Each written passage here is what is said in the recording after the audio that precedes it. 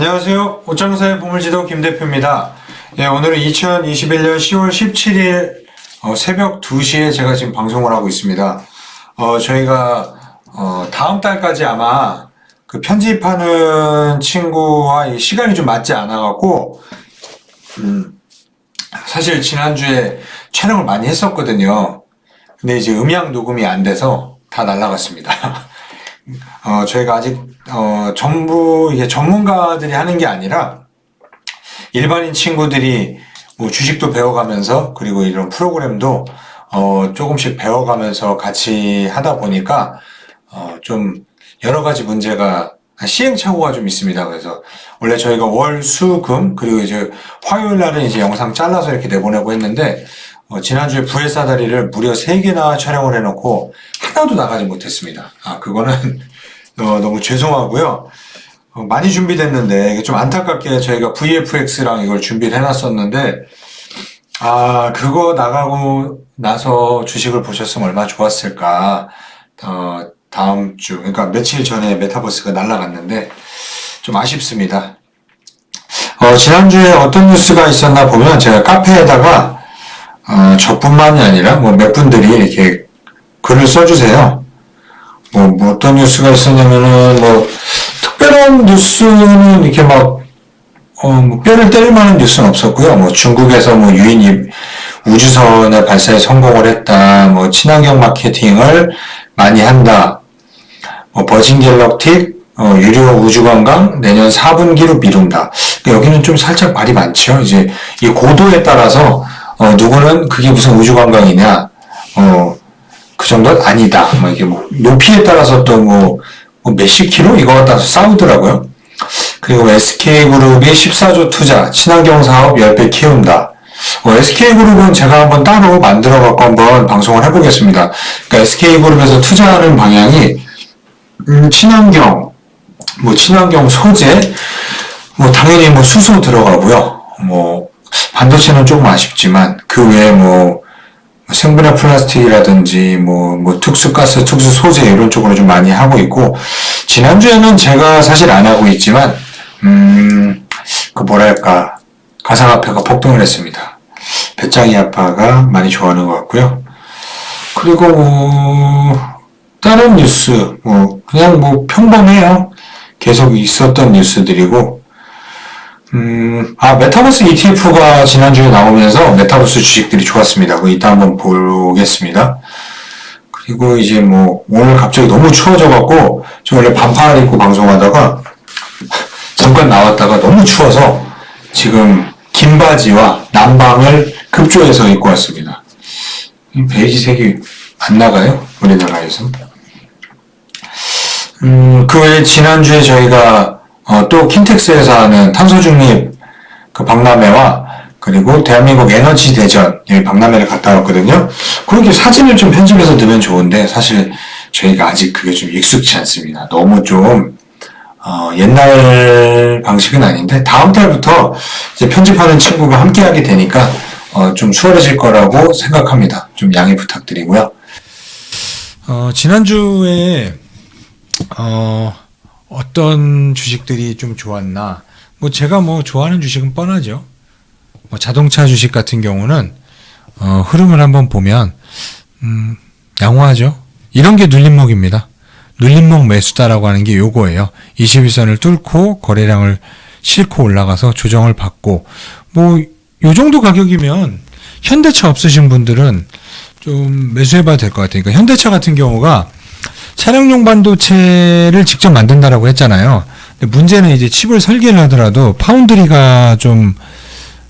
시설이 있어야 되는데 이 차량용 반도체는 이제 고성능의 이 반도체가 아니다 보니까 삼성전자나 TSMC 쪽에서는 잘 안 하려고 할 거예요. 그렇다 보니까 현대차가 DB하이텍 8인치 그 웨이퍼 그 파운드리 전문으로 하는 DB하이텍을 인수한다는 찌라시가 살짝 도는 것도 불가능하진 않을 것 같아요. 같이 차량용 반도체뿐만이 아니라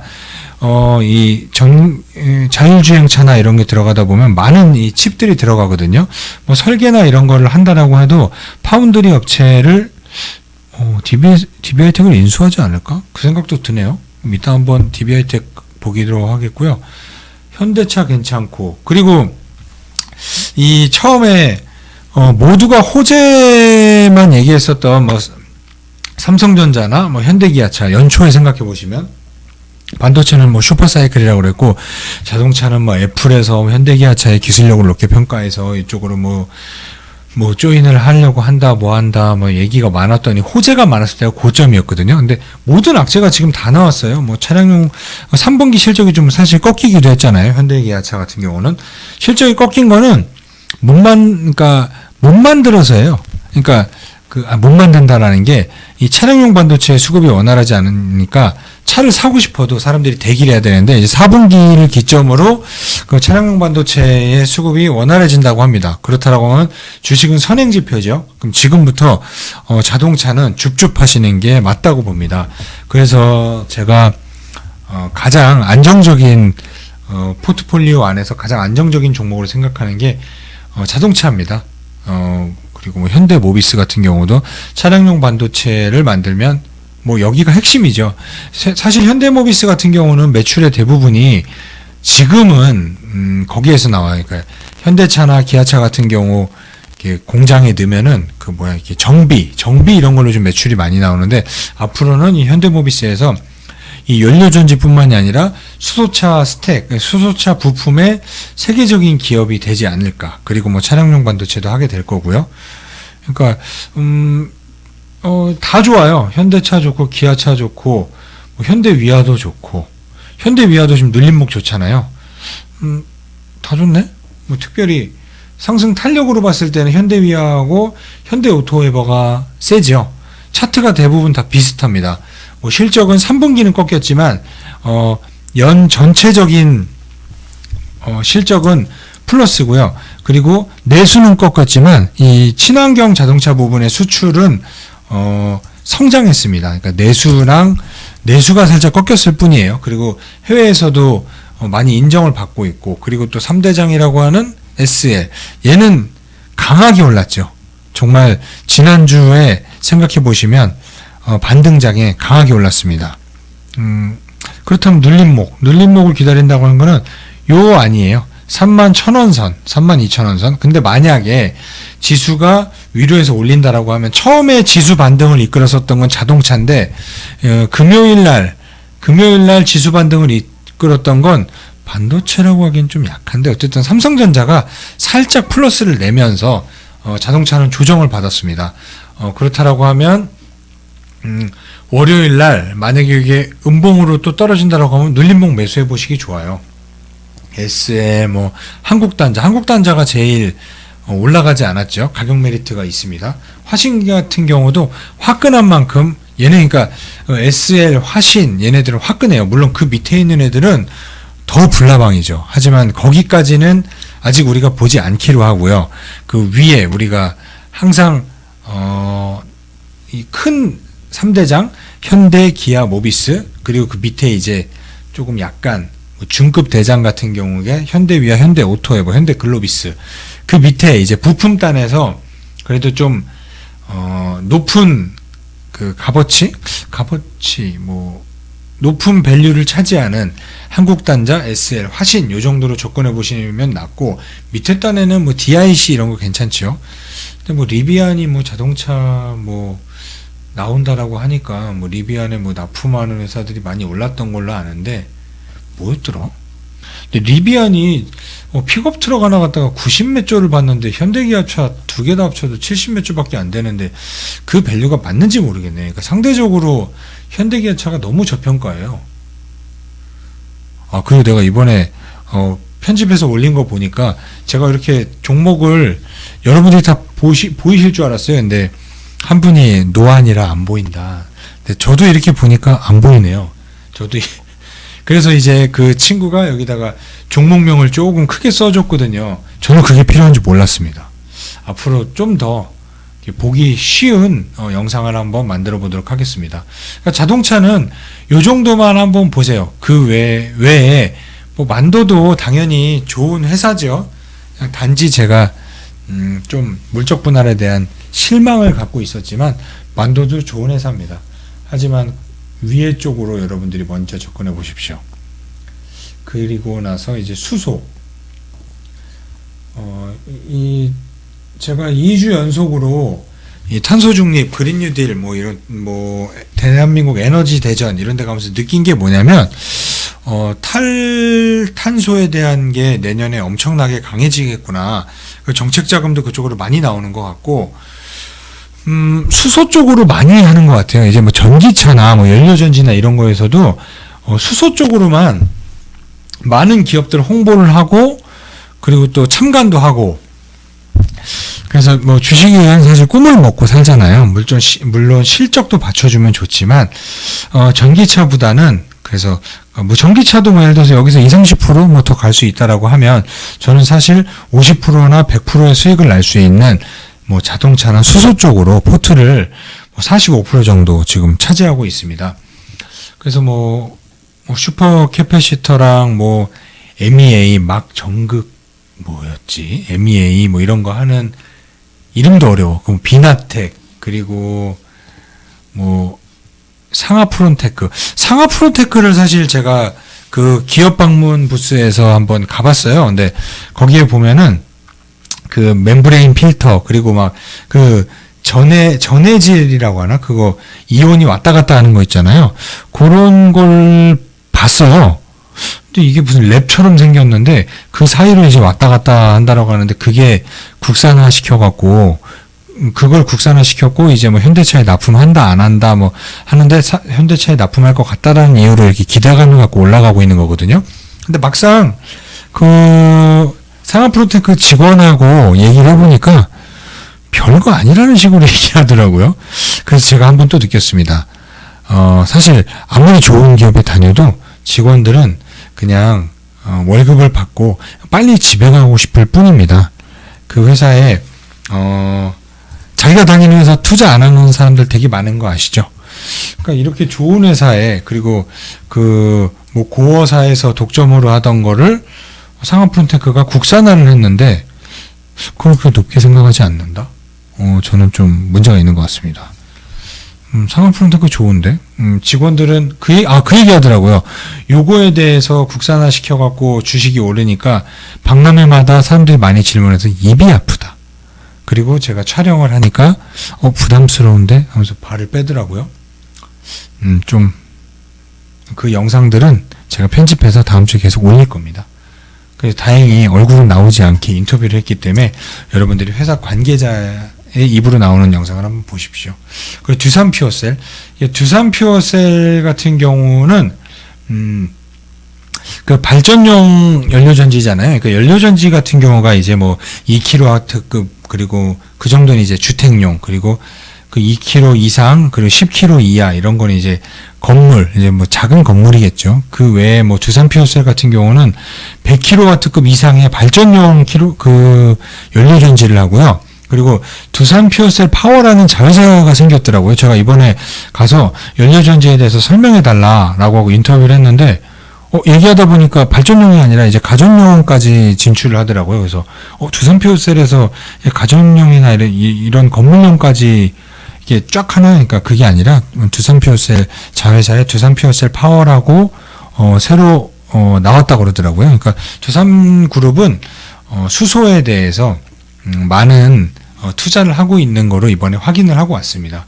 그 외에 현대모비스 당연히 있고요. 현대로템 같은 경우도 이 수소 탱크 부분을 담당을 하고 있고요. 물론 얘네는 수소 트램, 수소 탱크, 그리고 충전소 안에 들어가는, 충전기 안에 들어가는 되게 큰 그 수소 탱크 있잖아요. 그 현대모비스에서 운영하는 그 충전소 부분의 탱크를 현대로템이 담당을 하고 있었습니다.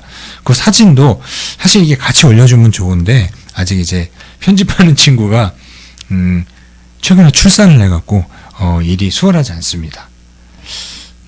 그리고 세종공업은 흐름 좋죠. 그러니까 이거를 카페에 어떤 분이 팔아야 되는 거 아니냐라고 했는데, 아니요, 저는 이거를 팔 이유가 없다라고 봅니다. 이제 시작이라고 봅니다. 사실 이게 요 11,500원을 좀 넘어가는 게 중요한데, 여기서 계속 왔다 갔다 하잖아요. 요거를 뚫고 넘어가는 시점에 요런 거래량이 한 번 정도 나와주면 상당히 좋을 것 같습니다. 지금은 팔 때가 아니고 떨어지면 사야 될 때입니다. 이 금속 분리판 같은 경우가 현대모비스의 차량용 그 스택에 그 금속 분리판을 납품하는 게 현대제철하고 이 세종공업밖에 없어요. 그 외에 뭐 포스코의 자회사에서도 하려고 하는데 아직 그 허락이 떨어지지 않았어요. 품목 허가가 나오지 않았습니다. 그러니까 이 차량용 스택과 그리고 발전용 안에 들어가는 스택이 달라요.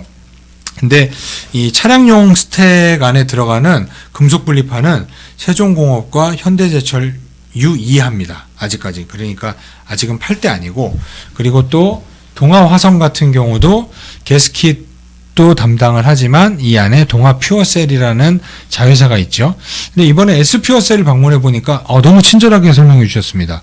S퓨어셀 같은 경우는 아무래도 이제 좀 가정용하고 건물용이죠. 뭐 2kg부터 8kg, 10kW급의 발전용 그 연료전지를 하는데 이게 온수까지 되더라고요. 왜냐면 이게 열이 발생을 하니까 그 열을 이용해 갖고 온수까지 사용을 할 수 있더라고요. 이 S퓨어셀의 관계자분이 너무 친절하게 인터뷰를 해주셔갖고 이거는 다음 주에 한번 그 인터뷰 영상만 해서 한번 또 따로 올리도록 하겠습니다. 그 외에 뭐 미코의 자회사인 미코파워 같은 경우도 그 SOFC 이 4세대 연료전지를 개발을 했다라고 해서 참가를 했는데 인터뷰를 했으나 영상을 올리지 않았으면 좋겠다. 그리고 인터뷰 영상을 나가지 않게 해달라라고 얘기를 하더라고요.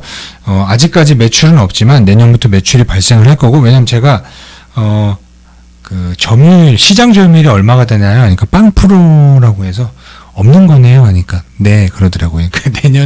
내년부터 실적이 나올 4세대 연료전지를 자기네만 하고 있다라고 했지만 두산 퓨어셀 파워에 갔더니 거기에도 있었습니다. 그 S퓨어셀 같은 데서 제가 동아퓨어셀에 대해서 물어봤습니다. 그랬더니 S퓨어셀이 동아퓨어셀은 취급하지 않는다. 대한민국의 4대 연료전지는 두산퓨어셀, S퓨어셀, 미코파워, 범한퓨어셀 요 정도까지만 자기네들 급으로 친다라고 하더라고요.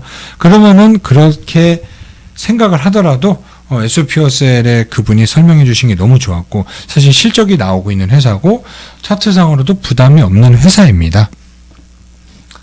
그 외에 뭐 수전의 방식을 통하여서 충전소를 하는 유일한 회사인 EM코리아, 요거는 우선순위에서는 사실 밀리죠.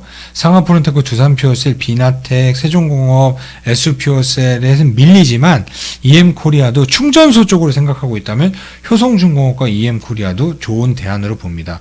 그 외에 뭐 센서나 이런 밸브 같은 거 납품하는 회사들은 뭐 괜찮습니다. 일진아이솔루스, 그러고 보니까 일진아이솔루스가 왜 지워졌네? 일진아이솔루스 같은 경우는 사실 고평가를 받고 있죠.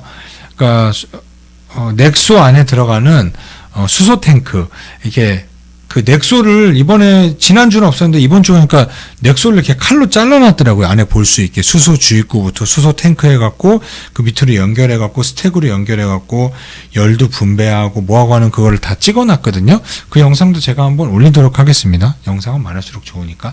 근데 일진아이솔루스는 이 차량용 수소 탱크로 특화가 되어 있습니다. 저번에 말씀드린 대로 하나솔루션의 자회사는 수송용과 그리고 발전용 이런 쪽 수소 탱크가 있고, 그리고 코롱 인더스트리도 차량용은 아니지만 그 외 수송용이나 선박용 이런 쪽 수소 탱크를 진행을 하고 있습니다.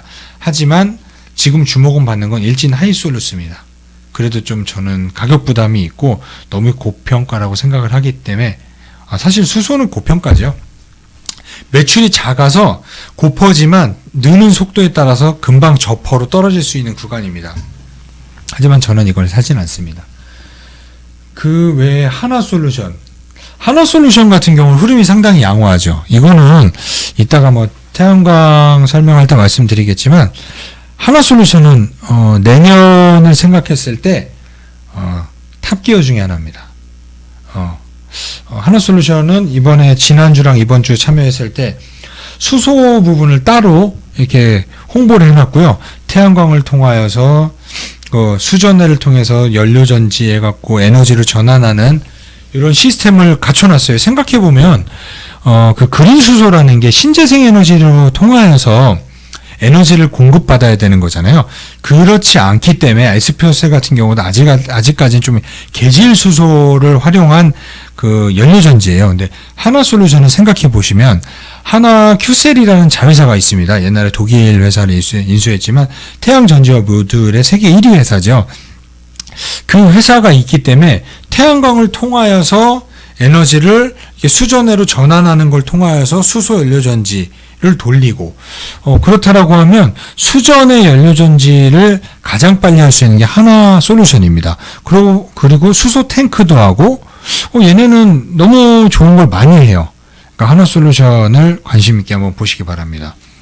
그러면 수소를 정한다라고 하면 첫 번째는 전 하나 솔루션, 현대 모비스 이렇게 두고, 그리고 그 외에 세종공업과 동아, 화성 중에 하나를 고르셔도 되고, 뭐 작은 거 좋아하시고 성장성에 투자를 하고 싶다라고 하면 S퓨어셀에, 그리고 상하프론텐코 듀산 퓨어셀도 좋습니다. 뭐 다 좋네. 하지만 하나만 고르겠다고 하면 하나 솔루션, 그리고 탄력적인 거 고르겠다고 하면 세종공업 아니면 비나텍, 뭐 이런 거 다 사는 거 아닙니다. 자, 그리고 수소까지 봤고요. 뭘 볼까? 그린. 대한민국 에너지 대전에 제가 가서 느낀 점이 뭐냐면, 거기 이제 태양광, 풍력, 수소, 그 외에 친환경에 관련된 모든 산업이 나와 있었는데, 거의 90% 이상의 회사가 태양광이었습니다. 그렇다라고 하는 건 뭘 의미하냐? 진입장벽이 낮다. 그리고 태양광에 대해서는 우리 부회사 다리에서 세아남 팬이 얘기를 했지만, 폴리실리콘 인곳 웨이퍼, 거기까지가 핵심인데, 그건 하는 회사가 사실 우리나라에 뭐 OCI 외에는 특별히 명함을 내밀 수 있는 회사가 없어요. 그렇다 보니 전부 다 태양전지 뭐 이거밖에 안 해요. 태양광 발전소. 이거는 영업이익률이 5% 이하입니다. 그게 잘 나왔을 경우에요. 근데 아직까지 그 5% 이상에 나오는 회사도 없고, 뭐 결국은 핵심이 이제 누가 대량 생산을 하느냐, 그리고 그 열 전환 효율이 얼마나 높느냐, 에너지 전환 효율이 얼마나 높느냐, 요 정도 싸움인데, 결국은 큰 애가 이기는 거예요. 하나 큐셀. 그 다음이 신성 ENG죠. 그러니까 이번에도 부스들을 보면 부스 크기가 자기네들이 얼마나 홍보를 하는지에 대해서, 그리고 그 회사의 규모를 나타내는데, 결국 하나 큐셀이 제일 컸어요.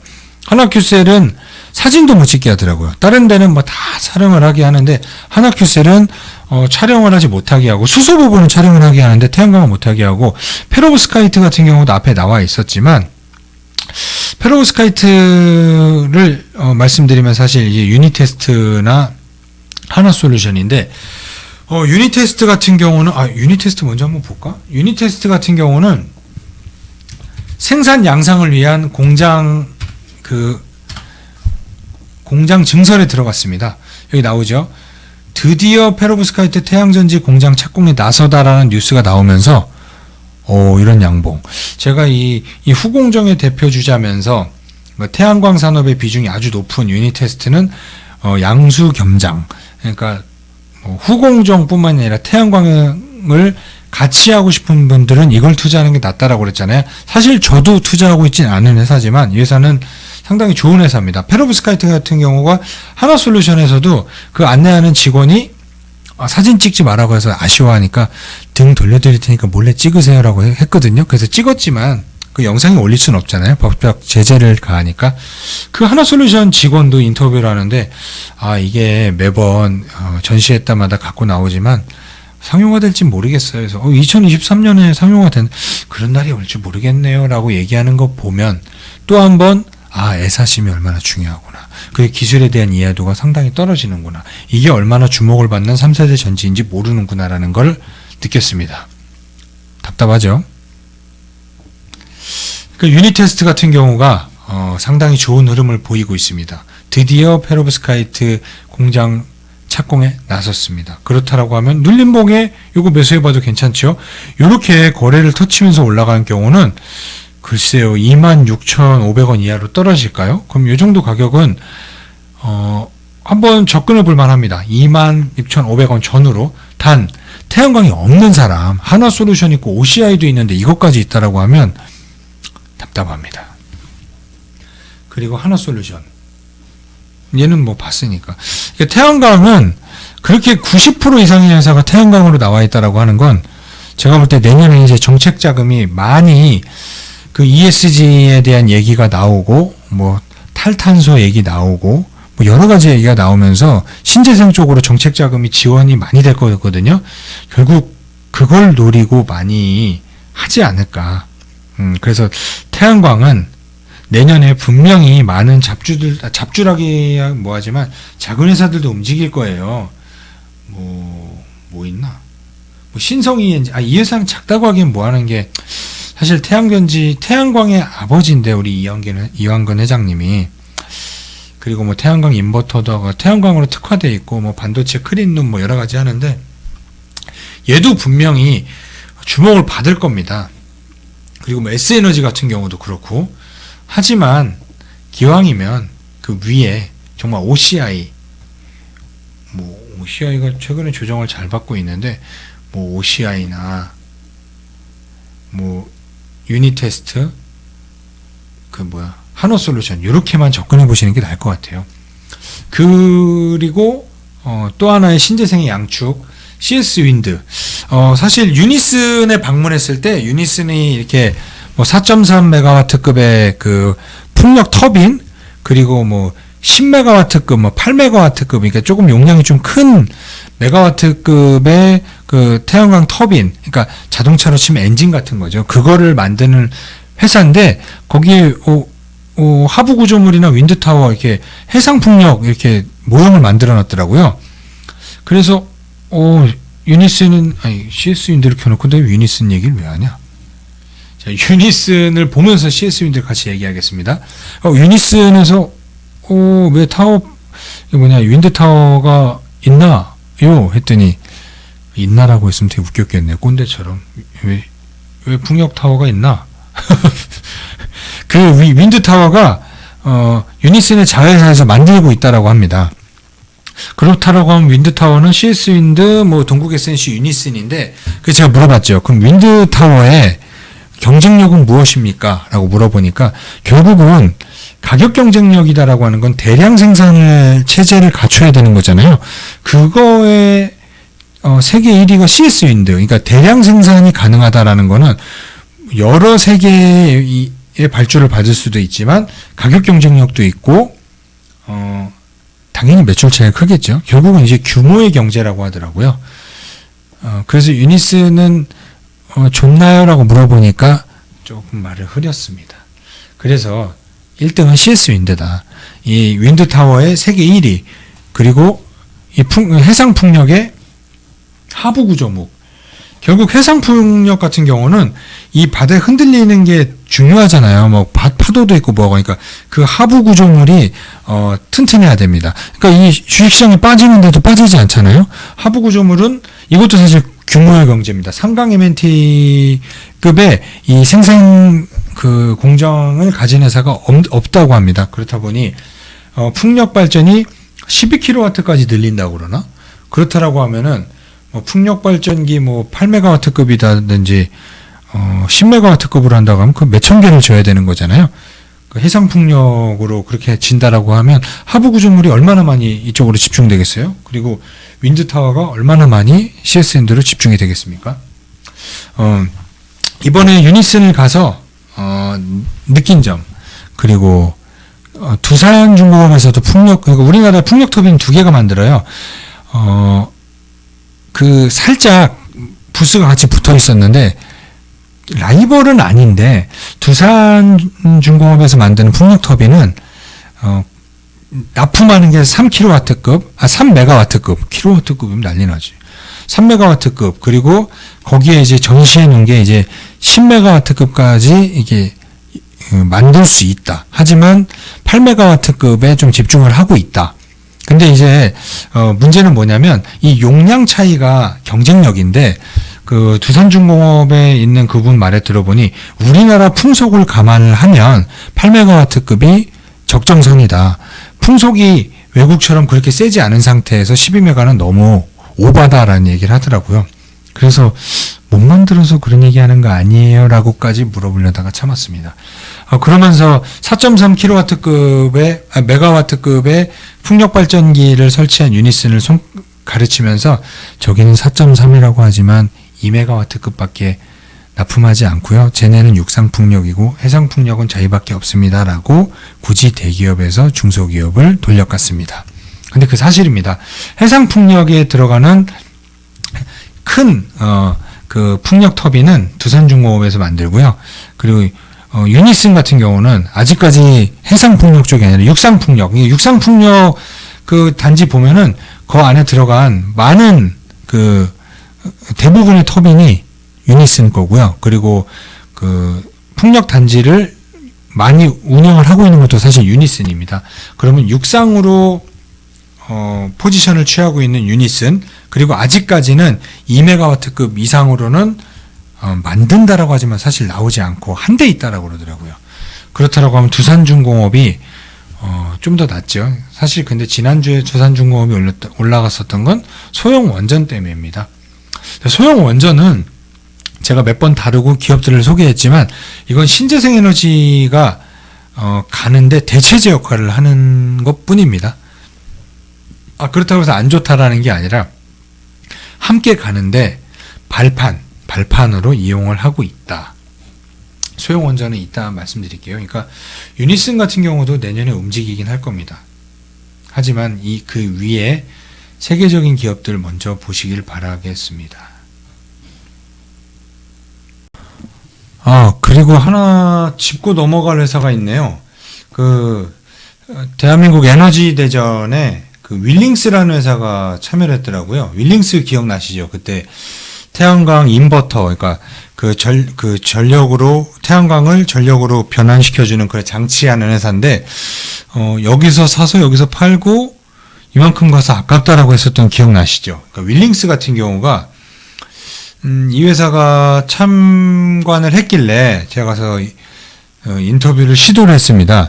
근데 제가 인터뷰를 시도한 이유는 뭐냐면 여기서 이렇게 올라갔을 경우가 이제 전기차 충전소 사업을 한다라고 했었던 거거든요.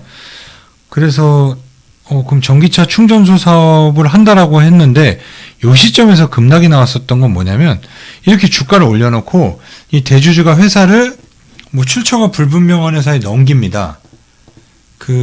넘긴 게 최대주주 변경. 그러니까 좀 이게 조금 제가 좀 꺼림직해서 주가를 뻥튀기 해놓고 회사를 넘긴 게 아닌가. 대표이사가 넘겼거든요. 그래서 제가 그 회사 가서 전기차 충전소 사업하냐라고 하니까 당황을 하더라고요.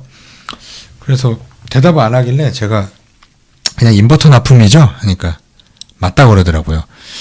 이거 상당히 냄새나는 회사입니다. 여러분 이거 투자하시면 안 될 것 같아요. 이게 설령 오르고 뭐하고 한다라고 해도 홈페이지도 잘해놓고 작업을 좀 잘해놓은 느낌이 나길래 처음에는 좀 기대를 했었는데 주가가 저렇게 오르고 주가가 오른 상태에서 호재를 뉴스를 터뜨리고 주가가 오른 상태에서 대주주가 지분을 넘긴다? 이 안강순 씨거든요. 저는 이거를 좀 좋게 보지 않습니다. 그리고 실제적으로 전기차 저 충전소 안에 인버터가 안 들어가는 데가 어디 있어요? 다 들어갑니다. 그거 납품하는데 전기차 충전소 사업, 충전 사업을 한다라고 해서 간다? 저는 이 회사는 이렇게 재무제표도 손익계산서도 이렇게 좀 뭉개져 있는 회사지만 여러분들이 이런 거 투자 안 하셨으면 좋겠어요. 그러니까 회사에 대해서 정확히 아셔야 돼요. 인버터 하는 회사 많아요. 신성ENG 같은 경우도 자체 내에서 태양광 전지도 하지만 인버터도 해요. 어려운 기술 아닙니다. 어려운 기술이면 영업이익률이 높아야죠. 글쎄요. 이거는 갈수록 꺾이고 있고 좀 냄새가 나는 회사여서 제가 까먹고 있다가 윌링스가 생각나서 말씀드렸습니다. 그리고 지난주에 우리가 좀 좋았었던 게 메타버스가 상당히 좋았습니다. 메타버스의 대장은 VFX 안에서 자이언트 스텝인데 유상증자를 얘가 55,000원의 발행가인데 그럼에도 불구하고 지금 딛고 올라가요. 여기서 제가 어떤 느낌이 받냐면 LNF가 올라갈 때 유상증자를 달고 올라간 거예요. 유상증자를 달고. 이걸 보면서 이 자이언트 스텝을 보면서 사실 저는 LNF 느낌이 좀 났습니다. 얘네 같은 경우는 뭐 디지털 휴먼 뭐 이런 것도 나오지만 VFX에서 이 메타버스 안쪽으로, 그러니까 덱스터 같은 경우는 그 미디어 쪽으로 많이 연관성이 좀 있잖아요. 그러니까 다 좋아요. 지금 덱스터도 좋고 위즈윅도 좋고. 위지트는 저 회사 아직 있구나. 위즈윅 스튜디오도 보세요. 지금 신고가 영역이죠. 지금 이거 전고점 뚫고 넘어가는데 거래량을 실기면서 대량 양봉을 뚫고 넘어갔습니다. 이거는 메타버스 ETF가 계속해서 출시가 되기 때문에 이런 현상인 건데, 웃긴 건 메타버스 ETF 보면 뭐 네이버나 뭐 크래프톤 뭐 이런 큰 회사들 위주로 편입이 돼 있는데, 조금 얘네들은 좀 작은 회사다 보니까 조금만 편입되더라도 이런 급등을 합니다. 그래서 자이언트 스텝이 그나마 제일 조금 간 거죠. 그러니까 얘는 유상증자를 달고 간다. LNF의 느낌이 난다. 그렇다라는 건 조정 시에 사서 얘는 유상증자를 받으시고 무상증자를 받으면 뭐 덱스터나 위즈윅 못지않게 갈 수 있습니다. 그러니까 이 위즈윅 같은 경우는 컴투스가 인수를 했잖아요. 그러면은 게임 안에서의 그 영상을 활용할 가능성이 크고, 그리고 자회사인 MP라는 회사가 있잖아요. MP 그 XR 스튜디오 실적이 나오고, 이 MP가 흐름이 너무 좋았어요. 보시면 이때 상한가 나왔잖아요. 뭐 다른 회사에 비해 저평가다라고 해서 이 눌림목, 요런 걸 눌림목이에요, 여러분. 요런 거. 이게 21선이 뚫고 넘어가면서 이 눌림목, 이 21선 다시 깨지 않고, 여기서 지금 보면은 이 이평선들이 꺾였었던 게 다시 한번 우상향으로 돌아서려고 하잖아요. MP 같은 경우는 다음 주에 한번 지켜보겠지만 9,000원을 넘느냐 안 넘느냐, 이게 보시면 보이시죠? 여기 하나, 둘, 여기서도 그렇고 여기 넷, 다섯, 여섯, 이 9,100원이 강력한 지지선이면서 저항선입니다. 그러니까 이걸 뚫고 넘어가는 게 상당히 중요해요. 그리고 맥스트 얘기한 거 기억나시나요? 맥스트는 그 IR 플랫폼을 갖고 있는데, 요 가격대에서 뭐 분할 매수하셔도 되고, 뭐 장기적으로 나는 뭐 이거 사고 싶다라고 하면 이 21선을 못 뚫고 있다라고 그랬잖아요. 보시면 21선이 닿기만한 윗꼬리였는데, 여기에서 보면은 이 다음날 붙으셨어야죠.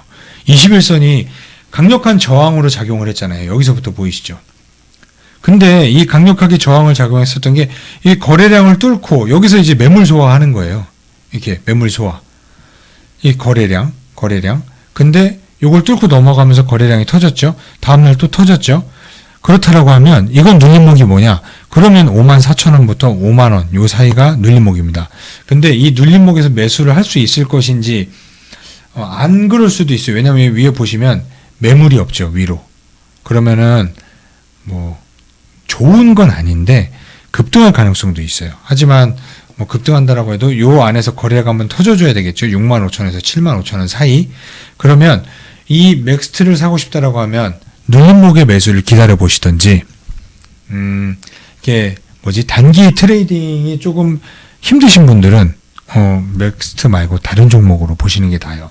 그러면 그 맥스트 갖고 계신 분들은 홀딩입니다. MP 갖고 계신 분들도 당연히 홀딩. 메타버스 갖고 계신 분들은 홀딩이에요. 2라운드가 이제 시작됐다고 보면 돼요. 하이브 같은 경우도 얘도 보면은 흐름이 너무 좋네요. 얘는 어떤 게 눌림목이냐? 여기 보면 30만 원이 저항입니다. 30만 원을 뚫고 넘어가 30만 6,500원이죠. 그러면 30만 6,500원부터 30만 원 사이가 에서 30만 원을 지지하는지 확인하고 거기에서 사는 게 눌림목 매수예요.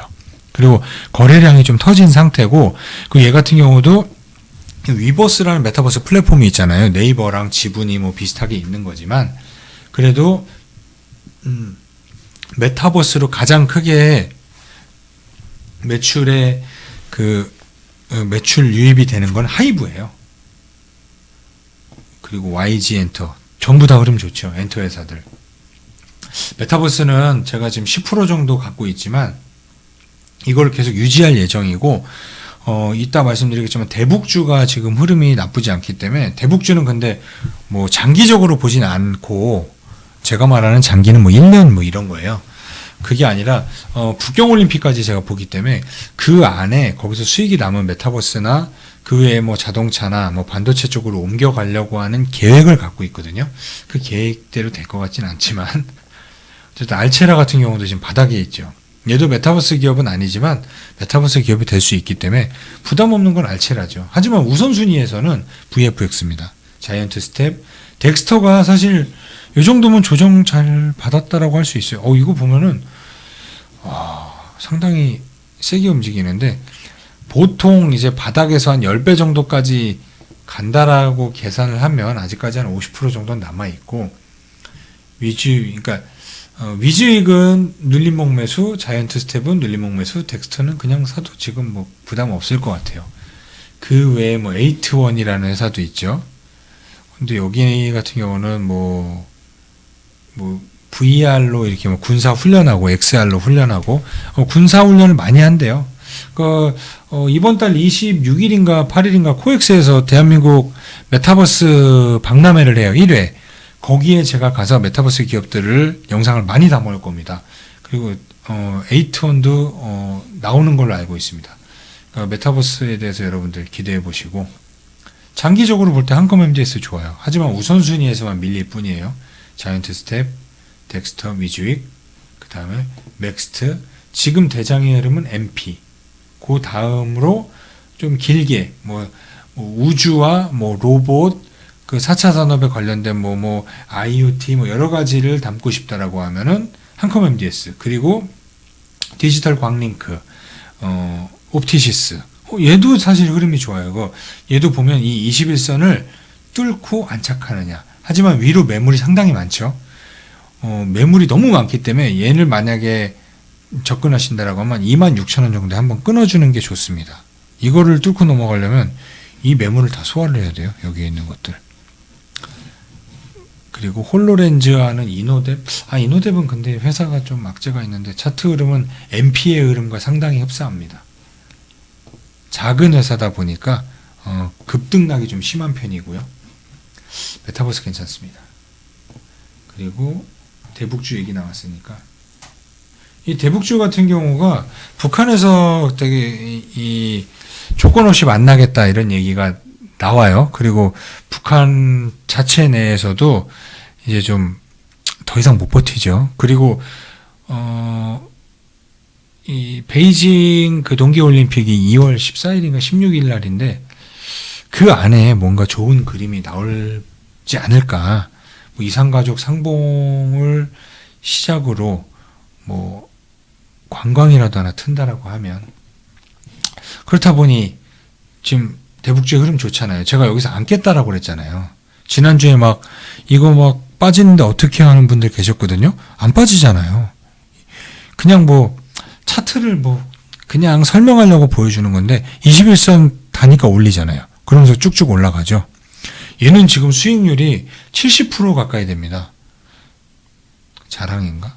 어쨌든 자랑할 건 해야죠. 저희 옷장사의 보물지도를 유심히 보시고 저희 포트 구성을 같이 가신 분들은 글쎄 이번에 아마 큰 타격 안 받으셨을걸요? 다들 작살났을 때 대북주 좋고 메타버스 좋고 자동차 수소 잘 버텨줬잖아요. 그러니까 신원 같은 경우도 아니면은 소형 원전도 이게 쭉 났었지만 그거 갖고 계셨다는 분도 계시는데 나는 이미 팔고 나왔는데 그거 갖고 계신 분 수익 상당히 좋습니다. 이따 한번 말씀드릴게요. 신원 지금 좋죠.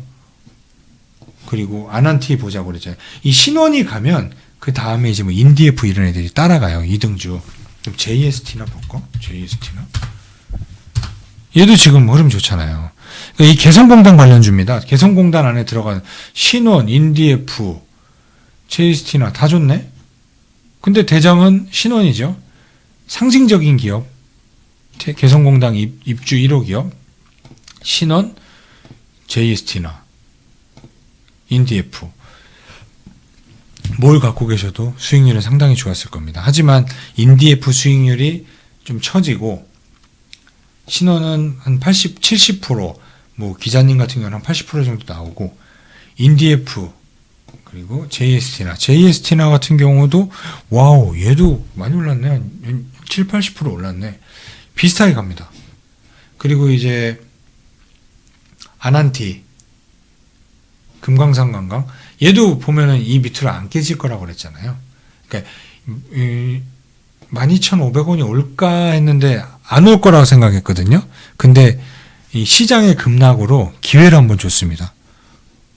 꾸준히 올라가잖아요. 이렇게 계단식 상승하면 좋고 그렇다라고 해서 뭐 여기까지 바라보시는 분들도 계시는데 요게 그 이제 그 김정은하고 트럼프 만나고 했던 그 시점이거든요.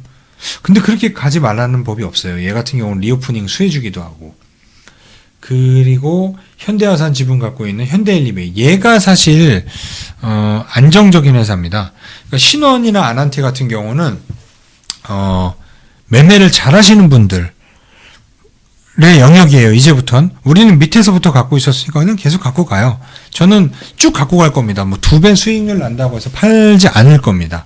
지금 수익률 나쁘지 않고 현대엘리베이 그리고 뭐 아까 뭐 수소에서 나왔던 현대로템 그러니까 철도 얘기가 분명히 나올 거예요. 북한이 되면 뭐 아난티, 뭐 금강산, 뭐 개성 얘네가 먼저지만 그 다음에 철도 넣는 거 얘기 나올 거고 그 SOC 얘기 나오면 유신 움직일 거고 하지만 그 전에 우리가 공략하자라고 했었던 건 신원과 아난티 그리고 대기업을 좀 사고 싶다면 현대엘리베이 그리고 현대건설이겠죠.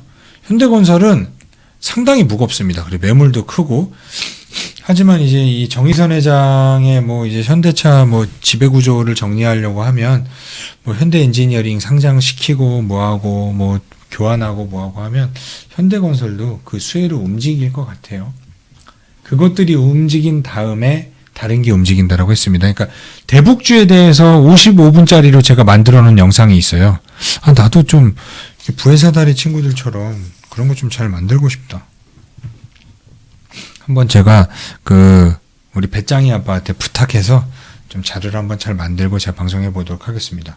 대북주 좋으시죠? 그리고 건드리지 마세요. 이쪽이요. 뭐 제넥신만 살짝 탐난다. 인트론도 탐난다. 요거는 따로 엮을 필요는 없습니다. 대북주 보셨고 그 다음에 이제 곧 시작될 곧 날아갈 우리 우주 누리호 관련 회사 한국항공우주 그리고 하나에어로스페이스 결국 이 발사체가 우리나라가 없었는데 그거 하는 회사들 위주로 먼저 보여드린 거예요.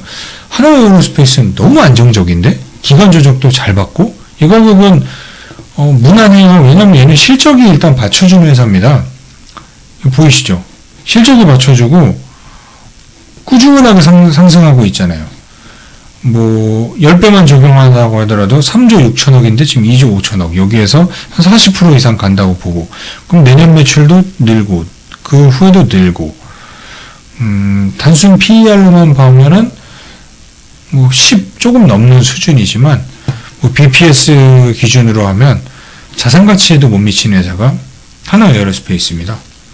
그러면은 부담 없어요. 한국항공우주도 그렇지만 근데 이게 민간 기업이 아니다 보니까 한국항공우주보다 하나에어로스페이스 이쪽을 보고 그리고 위성 안테나 세계적인 기업 인텔리안테크도 안 빠지죠. 그리고 뭐 세텔과이 얘도 쭉 빠졌지만 이게 기회를 작용했습니다. 얘도 결국은 한화에서 인수를 한 회사죠. 그러면은 여러분들이 안정적인 걸 볼 땐 한국항공우주 말고 그냥 하나에어로스페이스를 먼저 보시고 그리고 UAM이랑 이런 것까지 본다고 하면 하나시스템 저는 요거 모아간다고 말씀드린 대로 계속해서 이거 모아가서 한번 한 몇 년 한번 끌고 가보시죠. 얘는 어디까지 올라갈 수 있는지. 하지만 실적 대비 저평가는 하나에어로스페이스 그리고 이제 부품단으로 들어가면 캔코아 에어로스페이스도 나쁘지 않죠. 흐름이 나쁘지 않다라는 겁니다. 실적은 아직 안 나오고 있고 그리고 한양 ENG 같은 경우도 이번 누리호에 그 안에 들어가는 부품의 상당한 많은 부분을 담당을 하고 있습니다. 제 카페 기사 올려놓은 거에 보면 한양 ENG가 사실 수혜주인데 올라가지 않아요. 그리고 이제 뉴파워 플라즈마가 올라갔었던 게 그 안에 들어가는 이 부품을 만드는 회사의 지분을 갖고 있다라는 거였는데 그게 이제 뭐 소송이 걸렸나 그럴 거예요. 한국 하이바라는 회사거든요. 이 회사의 인수의 제동, 법원에서 뭐 처분 금지, 뭐, 이런 뉴스가 나오는 건 사실 좋지 않습니다. 뭐, 법원 얘기 나오는 거.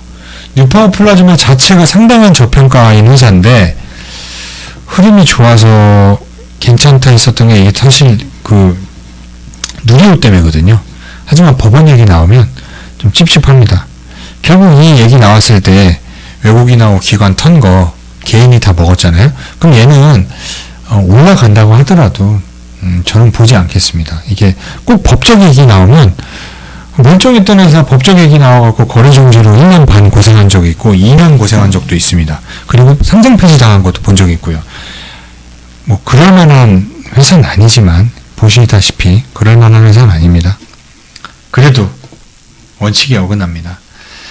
그 외에 제노코도 상당히 흐름이 좋죠. 이제 시장의 급락 덕분에 부담이 없어졌어요. 대북주만 사실 부담 있는 자리고 그 외 회사들은 부담 없는 자리에 들어왔습니다. 이제 악재가 많이 해소됐어요.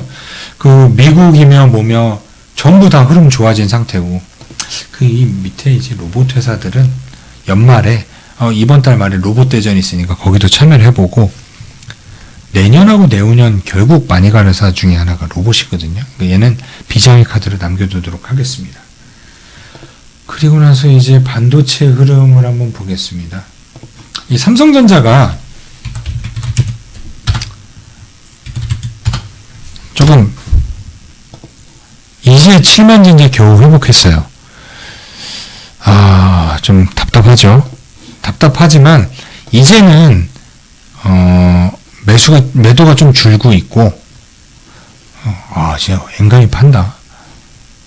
하지만 그래도 지분 보유를 보이시죠? 51%. 이제는 이거를 매수해도 됩니다. 그러니까 저는 안 해요. 저는 이거 하느니 DB하이텍 한다라고 그랬잖아요. 아까 말씀드린 대로 이 TSMC와 삼성전자의 영업이익률 차이가 몇 프로인지 아십니까? TSMC는 이 비메모리 파운드리에 특화가 되어 있는 회사잖아요. 영업이익률이 41%인가?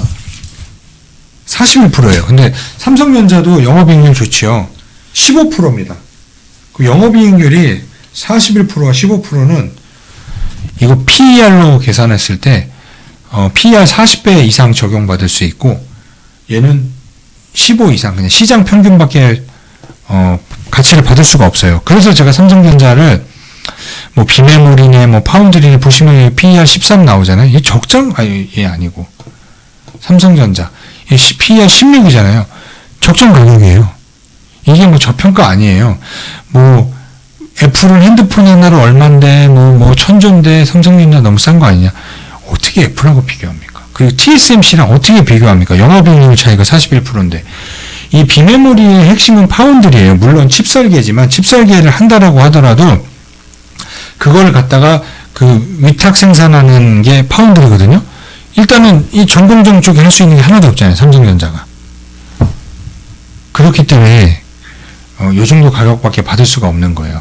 차라리 이 DB하이텍을 보겠다라고 하는 게 이 DB하이텍은 뭐 8인치 웨이퍼 그러니까 물론 이렇게 고성능은 아니지만 그 밑에 있는 회사들의 이 파운드리에서는 얘네가 그 비메모리 파운드리 회사에서 아마 세계 9위인가 그럴 거예요. 아직까지도 그런지 모르겠지만 현대차와의 콜라보, 뭐 차량용 반도체가 앞으로 많이 필요한 거를 대비해서 저는 반도체를 투자한다라고 하면 DB하이텍을 차라리 보겠어요. 아니면 SNS텍. SNS텍 같은 경우는 이 EUV의 뭐 펠리클 사실 EUV용은 사실 아니에요. 얘네가 블랭크 마스크를 그러니까 매출 100%가 SNS텍은 블랭크 마스크에서 나와요. 블랭크 마스크는 그 웨이퍼, 그러니까 포토 마스크 전에 빈, 블랭크, 비어있는 마스크예요. 그러니까 포토 마스크의 원재료. 그거를 하는 회사인데 이게 반도체하고 디스플레이용이에요. 그러니까 EUV용 쪽은 아닙니다. 아직까지는 엄밀히 따지면. 근데 얘네가 이제 그 EUV용 펠리클을 수율 투과율 90%를 나타냈다라고 했잖아요. 이게 왜 중요하냐면 이 EUV라는 게 극자외선 파장이 되게 짧아요. 기존에 이 노광 공정 안에 이렇게 웨이퍼 칩이 있고 여기 렌즈가 있고 그리고 여기에서 이 포토마스크에서 그리는 거를 씩 비춰갖고 이렇게 미세하게 작게 깎아내는 거예요. 시각 공정. 그거를 하는 건데 그 기존의 불화르곤 그러니까 기존에 쓰던 그걸로는 들어가는데 이 EUV용 그 노광 공정에서는 이 파장이 되게 짧다 보니까 그게 아까 그 얘기한 것처럼 그렇게 가지 않고 이것도 내가 자료를 좀 이쁘게 해놔서 이렇게 그리면 좋은데 안 되다 보니까 계속 거울을 비춰서 들어가야 돼요. 그렇다 보니까 투과율이 상당히 중요하고 극자외선 같은 경우는 모든 거를 투과를 해요. 그러다 보니까 투과하면서 들어갈 때 600도에서 1200도의 열이 나와요. 그렇다 보니 이게 내구성도 되게 중요하고 파장이 짧고 그렇다 보니까 투과율도 되게 중요합니다. 그리고 이 포토마스크 자체가 너무 비싸다 보니까 그거를 보호하는 이 펠리클이 좀 중요합니다. 그리고 또 그 노광 장비 ASMR이라고 할 뻔했네. 갑자기 이름이 생각이 안 나. 그 ASML 그 네덜란드 회사에서 그 장비 하나가 2,000억이라고 그랬잖아요. 그거를 장비를 보호하는 이 펠리클이 되게 중요하죠. 그래야지 이 비싼 장비의 수명을 늘려주니까. 근데 SNS텍에서 펠리클을 개발한다라고 해도 이 ASML의 그 밴더 안에 들어가야 돼요. 그래야지 삼성전자에서도 쓸 수 있습니다. 그렇지 않으면 아무래도 예를 들어서 야, 나는 누구랑 거래해. 이게 상당히 중요하잖아요. 신뢰도 측면에서. 그래서 이 90% 투과율이 높아야 거기에 내놔볼 수 있어요. 그러니까 기존에 삼성전자가 2023년부터 이 EUV용 그 노광 장비를 쓴다라고 했을 때도 결국은 ASML이지만 그 안에 들어가는 펠리클은 그 미쯔이화학 일본 거를 쓸 수밖에 없어요. 그럼 SNS텍의 지분을 8%를 투자했다라는 거는 여기에 펠리클의 가능성을 보고 앞으로 여기를 쓴다라고 하잖아요. 그렇다라고 하더라도 SNS텍이 그 ASML의 그 벤더가 되어야 되는 겁니다. 1차 벤더는 당연히 미쓰이화학이겠지만 2차 벤더라도 그 안에 그래야지 ASML에서 쓰는 회사다라고 해야 마음 놓고 쓸 수 있는 거거든요. 뭔 얘기하다 이게 나왔지? 어쨌든 SNS를 차라리 투자하는 게 낫고 동진 세미캠 같은 경우 해프닝이 나왔어. 그리고 또 펠리클을 같이 하는 회사가 이 FST인데 얘가 아직 이제 이 투과율에서 SNS텍만큼 안 됐고 그래도 기대감을 좀 갖고 있는 게 SNS텍은 8%, FST는 7% 삼성전자에서 지분 투자를 한 회사입니다. 그리고 동진 세미캠 가짜뉴스가 나왔던 이 흐름 좋죠. 이거 우리 오지연이가 잘 주워서 나랑 같이 주웠거든요. 흐름 좋아요. 얘는 이제 그 국산화 얘기하잖아요. 얘는 사실 따지면 후공정은 아니고 전공정인데 그 비메모리 안에 그리고 반도체 안에 400가지 공정이 있는데 그 안에 30번 정도의 갑자기 생각이 안 난다.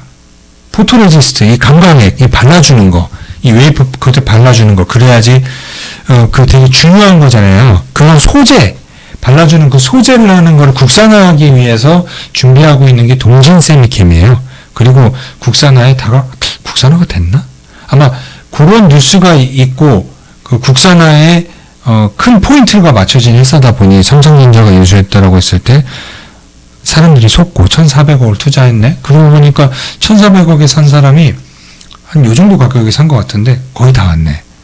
이제 얼마 안 남으셨습니다. 그분 뭐 요 추세대로라면 몇백억 벌 수도 있을 것 같아요. 그럴 수 있겠다.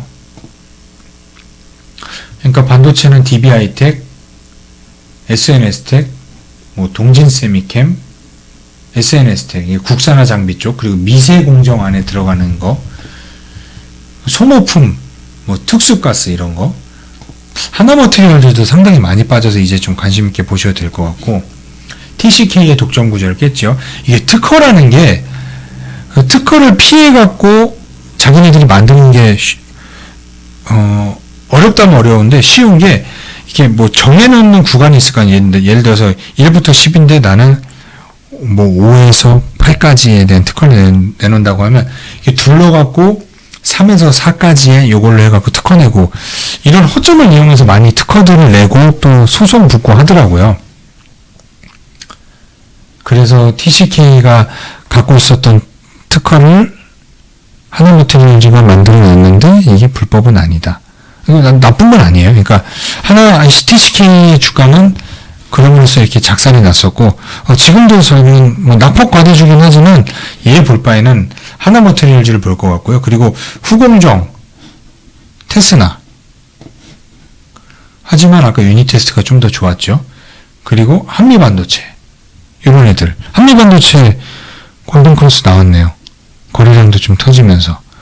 얘는 TSMC하고도 거래를 하고, 우리나라에서 TSMC랑 거래하는 막 회사가 많지 않습니다. 한미반도체도 괜찮은 것 같네요. 낙폭 과대주로 본다면. 하지만 우선순위를 제 기준에 매겨본다면 DBI텍, SNS텍, 동진세미캠. 그 다음에 뭐 테슬라 정도 볼 수 있겠네요.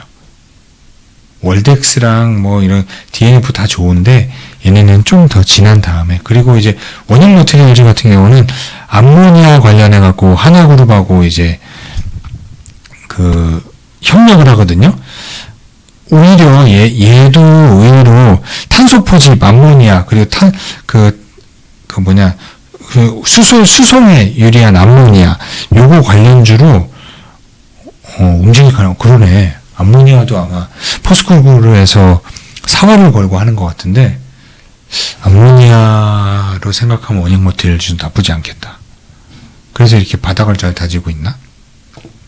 어쨌든 요 정도까지 보시고, 암모니아 얘기 나온 김에 탄소 배출 한번 볼게요. 에코프로 괜찮다고 했죠. 에코프로는 많이 올라와 있는 것 같지만 요 박스권 안에서 여러분들이 사보셔도 될 것 같아요. 그리고 에코프로 HN 여러 가지 있잖아요. 얘네는 뭐 무슨 쓰레기 매립장에서 나오는 가스도 하고 온갖 악취 제거제, 그리고 무슨 반도체 공장 안에 들어가는 거 그것도 다 잡아주잖아요. 에코프로 HN 회사가 이렇다 보니까 수급도 상당히 양호합니다. 수급도 기관 외국인 많이 올라와 있는 상태에서도 에코프로 HN도 21선 넘어가면서 야금야금 가요. 얘는 눌림목 매수한다라고 하면 그 5일선 보이시나요? 이게 안 보이시면 이렇게 당겨서 보면 요 5일선을 타고 가는 흐름이 얘 또 흐름이 좋구나 이렇게 당겨서 보니까 11만원 초반에 붙어보셔도 돼요. 하지만 탄소 배출권의 대장은 휴킴스입니다. 탄소 배출권 ETF도 계속 나올 거예요. 부담 없죠. 그럼 얘도 말레이시아에 암모니아 공장이 있습니다. 암모니아 관련해서도 메리트가 있는 회사가 휴킴스입니다. 그 외에 한솔홈데코는 그냥 그린 케미칼도 그냥 5등급 그 밑에 회사 1등 회사는 얘죠. 유니드. 탄소 포집에서는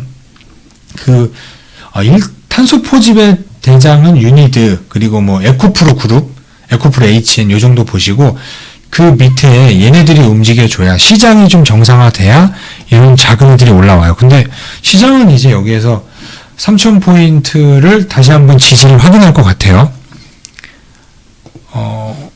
캐시코트를 갖고 계신 분들도 홀딩.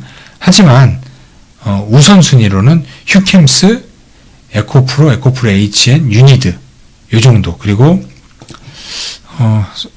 삼성 엔지니어링도 이 암모니아나 수소 운송에 대해서 관심 있게 대기업 좋아하시는 분. 하지만 나는 유니드, 휴캠스가 더 나은 것 같습니다. 원형 머티리얼즈 나오다 보니까 탄소 배출권까지 한번 봤고요. 그러니까 이번 주도 큰 문제 없이 또 한번 좋은 흐름을 나타낼 것 같아요. 물론 급반등을 하면 좋겠죠. 하겠지만 그렇지 않을 것 같아요. 근데 여러분들 여기서 어떻게 포트 구성을 하느냐가 되게 중요하고 앞으로는 K자 장세일 거예요. 올라가면 올라가고 떨어지면 떨어지고 그리고 또 금리가 올라간다라고 하면은 가치주 성향에 갖고 있는 그러니까 그런 것까지 자산 가치까지 한번 같이 보시고 카메라 보니까 새벽 3시 20분이라고 그런지 좀 쩔었네. 다 까먹었어. 쩔은 얼굴보다 다 까먹었어. 다음 주 나쁘지 않을 것 같다는 얘기예요. 여러분들이 지난주 너무 고생하셨고 수고하셨고 그리고 3,300부터 떨어졌잖아요. 근데 다시 3,300이 갔을 때 내 자산이 어떻게 되어 있는지가 되게 중요합니다. 보통은 다시 회복됐을 때 마이너스인 경우가 많아요. 일반 투자자들은. 보합이면 똔똔이면 그나마 잘하는 투자자인데 정말 잘하는 투자자는 조정 시 빠졌을 때 밑에서 수평 이동을 잘했거나 종목 압축을 해갖고 똑같은 3,300에 갔을 때 내 자산이 10%에서 20% 늘어있는 사람이 진짜 실력자입니다. 저희는 그런 투자를 하려고 노력을 하고 그러려고 제가 이제 카페에 글 같은 것도 많이 써드립니다. 근데 최근에 많이 안 썼던 건 혼란을 줄 것 같아서 이미 지난주 월요일 화요일 쓴 대로 그대로 가니까 그냥 홀딩이다 라는 뜻으로 받아들이시면 될 것 같아요. 한 주 동안 너무 고생하셨고 남은 한 주는 무탈하게 지나갈 거라고 봅니다. 특별한 일이 생기면 제가 카페에 올릴 거고요. 그리고 이 라이브 방송을 하고 싶은데 어떻게 하는지 제가 사실 몰라요. 뭘 누르고 싶은데 그 하는 방법을 알게 되고 그리고 이제 편집하는 친구가 조금 시간의 여유가 있을 때 제가 자주 여러분을 찾아보도록 하겠습니다. 여러분 감사하고요. 이번 한 주도 함께 하시고 공부하십시오.